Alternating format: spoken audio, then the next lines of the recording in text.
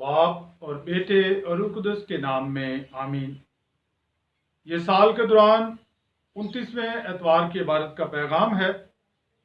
पहली तिलावत इशाया नबी का सहीफ़ा उसकी पहली आयत और फिर चौथी से छठी आयत में, मैंने पूरश को अपने दाहिने हाथ से पकड़ा है ताकि कौमों को उसके सामने पस्त करूं।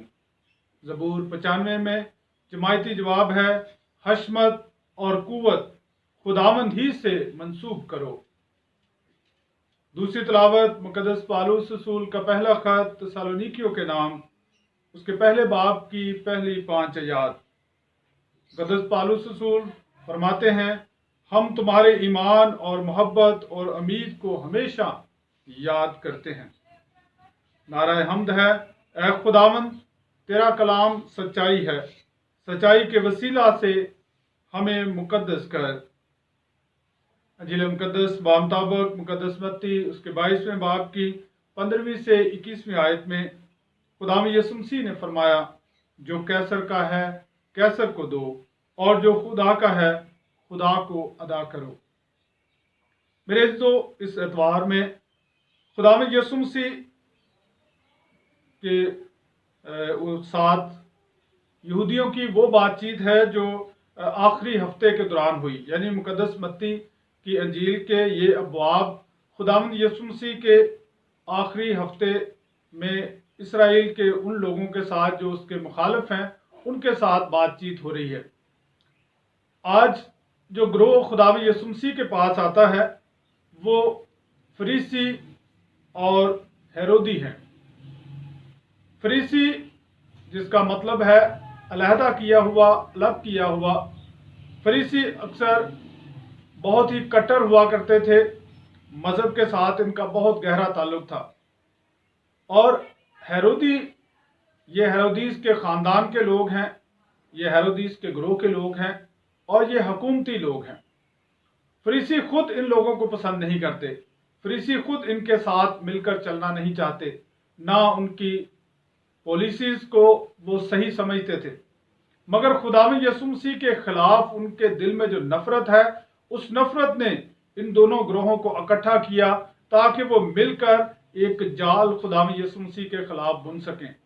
और इस जाल में वो खुदावंद यसुम मसीह के सामने एक ऐसा सवाल लाते हैं जिसमें उनका ख्याल है कि खुदावंद यसुम मसीह ने अगर हाँ कहा तो फिर भी वो उसके खिलाफ प्रोपेगेंडा कर सकते हैं, और अगर ना कहा तो फिर भी उनकी जीत है।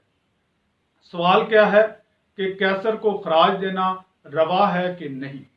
इससे पहले वो खुदावंद यसुम मसीह के साथ बात करते हैं और उसकी तारीफ करते हैं और उसे इस तरफ लेकर आते हैं, उसकी अना को बढ़ाने के लिए ऐसे अल्फाज बोलते हैं कि हम जानते हैं कि तू सच्चाई से तालीम देता है, हम जानते हैं कि तू सच बोलता है, तू सच्चा है। और ये कहने का मतलब उनका ये है कि वो उनमें से दोनों में से एक बात को जोर देकर बयान करे। या तो ये कहे कि टैक्स देना चाहिए, और अगर खुदावंद यसुम मसीह ने कहा कि कैसर को टैक्स देना चाहिए तो लोगों में जो खुदावंद यसुम मसीह की मकबूलियत है वो गिरेगी।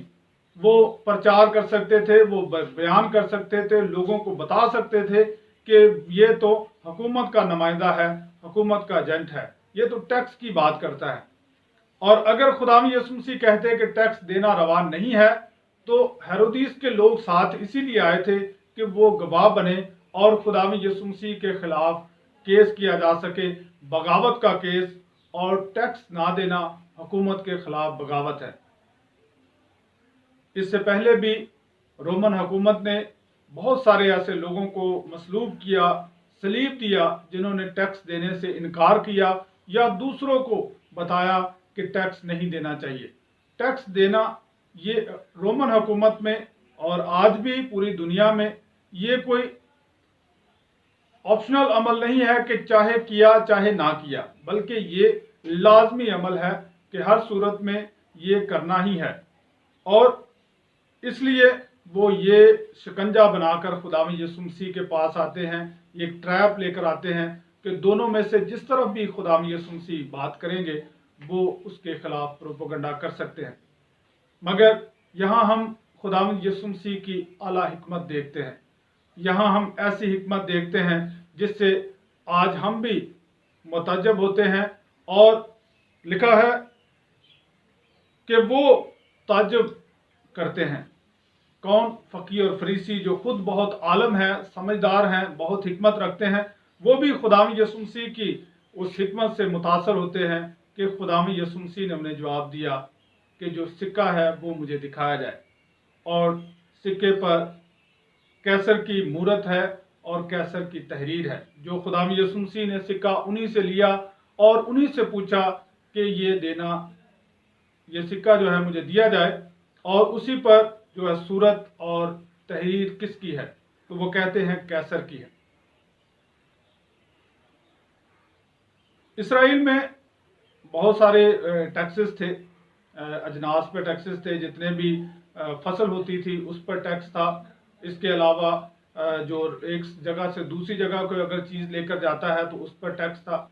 और इसके अलावा एक दिनार हर एक 12 साल से 65 साल के शख्स पर, मर्द औरत पर ये टैक्स था कि उसने साल में एक बार अदा करना है। खुदावंद यीशु मसीह पूछते हैं कि ये किसका है, तो वो जवाब देते हैं कैसर का है। तो खुदावंद यीशु मसीह ने फरमाया जो कैसर का है कैसर को दो। इसमें हुकूमतें जो कायम की गई हैं वो, उसमें आज की पहली तिलावत हमें ये बताती है कि ये खुदा की तरफ से है, यानी खुदा कूरश को अपने दाहिने हाथ से पकड़ता है ताकि कौमों के उसके सामने पस्त करे। आज की पहली तिलावत ये बताती है कि खुदा ने कूरश बादशाह को बाबल में फंसे हुए इसराइलियों के लिए चुना ताकि वो इसराइल के लोगों को रहाई दे, ताकि वो इसराइल को बहाल करे, और यकूब की खातर उसे मुकर्रर किया गया। खुदा जो हुकूमती अहदेदार हैं उनको कायम करता है ताकि मुआशरा चले और मुआशरे में इंसाफ, अदल और कानून हो। मगर खुदावंद यीशु मसीह जिसका मकसद खुदा की हिकमत इंसान को देना है, खुदा का पैगाम इंसान को देना है और खुदा की रज़ा हम पर जाहिर करनी है, अगर वो सिर्फ इतना ही कह देते कि जो कैसर का है कैसर को दो, तो ये सवाल का जवाब वो दे चुके थे। मगर वो हम सब के लिए ध्यान ज्ञान का एक खूबसूरत जरिया और खूबसूरत निज़ाम हमें देते हैं कि हम गौर कर सकें, हम सोच सकें कि जो खुदा का है वो खुदा को दो। बड़ा अहम मौजू है कि हम ये जानें कि खुदा का क्या है जो हमने खुदा को देना है। दूसरी तिलावत में भी मुकद्दस पौलुस इस बात पर हमें ये बताते हैं कि हमारा ईमान और मोहब्बत और उम्मीद हमेशा याद किया जाता है। यानी तसलोनिकियों में ये खूबियाँ थी, ईमान, मोहब्बत और उम्मीद, जिसे वो याद करते थे, सराहते थे। क्यों सराहते थे? क्योंकि इस सवाल का जवाब हमें इस बात में दोबारा से मिलता है कि खुदा का क्या है जो हमने खुदा को अदा करना है। मेरे जो खुदा का सब कुछ है, कुछ भी नहीं है जो खुदा का नहीं है, और इंसान कुछ भी खुदा को नहीं लौटा सकता। खुदा के पास ही पूरी दुनिया है, पूरी कायनात खुदा के पास है। एक चीज जो खुदा से दूर चली गई वो इंसान खुद है। अगर हम इब्तदा में देखें, तकवीन में लिखा है कि खुदा ने इंसान को अपनी सूरत पर बनाया। हम खुदा की सूरत पर बने, खुदा ने हमें अपनी सूरत पर बनाया, हमें मोहब्बत, प्यार, अच्छाई को रखा। और जब इंसान गुनाह में पड़ा तो उसने खुदा की सूरत को, उस मूरत को बिगाड़ दिया, उसकी छवि को मसख किया। और खुदा में यीशु मसीह कहते हैं कि जो खुदा का है खुदा को अदा करो। जब खुदा को अदा करना है तो फिर हम उसे उसी तरह बनाकर अदा कर सकते हैं जिस तरह खुदा ने बनाया था। और इसको बनाने के लिए लाजम है कि हम ईमान को अपनी ज़िंदगी का हिस्सा बनाएं, जिस तरह तसलोनिकियों की कलीसिया ने किया कि ईमान में वो बढ़े, मोहब्बत में बढ़े, खुदा पर उम्मीद में बढ़े। इसी तरह जब हम ईमान, मोहब्बत, उम्मीद, अच्छाई, नेकी को अपनी ज़िंदगी का हिस्सा बनाएंगे और गुनाह को अपनी ज़िंदगी से निकालेंगे तो इस काबिल होंगे कि अपना आप खुदा को पेश कर सके। खुदा यीशु मसीह ने फरमाया कि मैं फिर आऊँगा और तुम्हें अपने साथ ले लूँगा। किन लोगों को साथ ले लूँगा?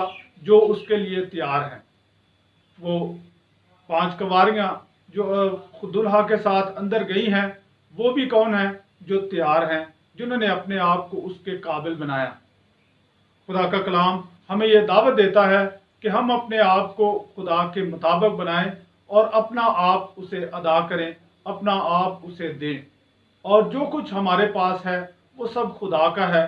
जब हम खुदा के जलाल के लिए इसे इस्तेमाल करते हैं, खुदा की रज़ा के लिए उसे इस्तेमाल करते हैं, खुदा के लोगों की ज़िंदगी में अच्छाई के लिए इस्तेमाल करते हैं, तो हम खुदा को ही वो देते हैं।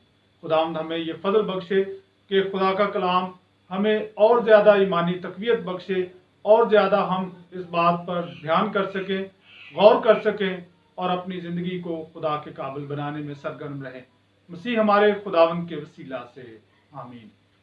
बाप और बेटे और रूह कुदस के नाम में आमीन।